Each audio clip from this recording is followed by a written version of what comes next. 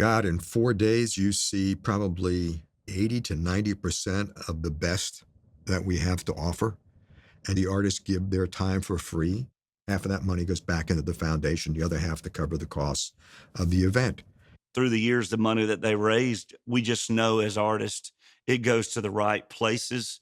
And the CMA Foundation puts that money to work beautifully. I was very lucky to grow up with a guitar. It wasn't a fancy guitar, but at least I had a guitar at the age of 6 where I could learn to play some chords.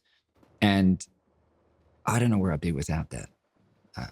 It became my way of speaking, of communicating in a way that I had no other mode of expressing than this guitar.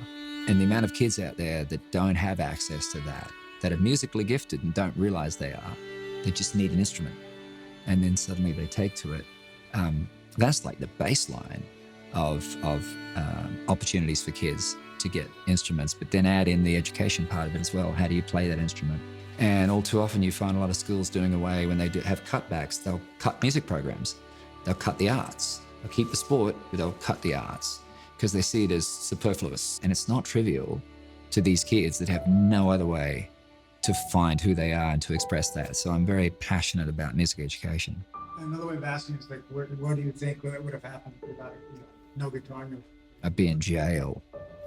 I'd probably be in jail. And it wouldn't be a nice one either.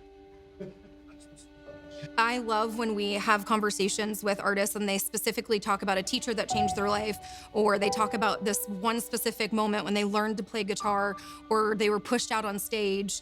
So for us, like, we know that there are tons of artists inside of the walls of classrooms. And we want to make sure that we are doing our part in making sure that they see themselves, that they can believe in themselves, and that they understand that should they want to go into a career in music, we got them. It was the first year that there was going to be a performance by a student group, like by themselves. And I knew the story of one of the girls that was in the group. Her name's Bella, who's very shy because she was bullied in school for the longest time. But in choir, she started to learn from her music teacher to be confident.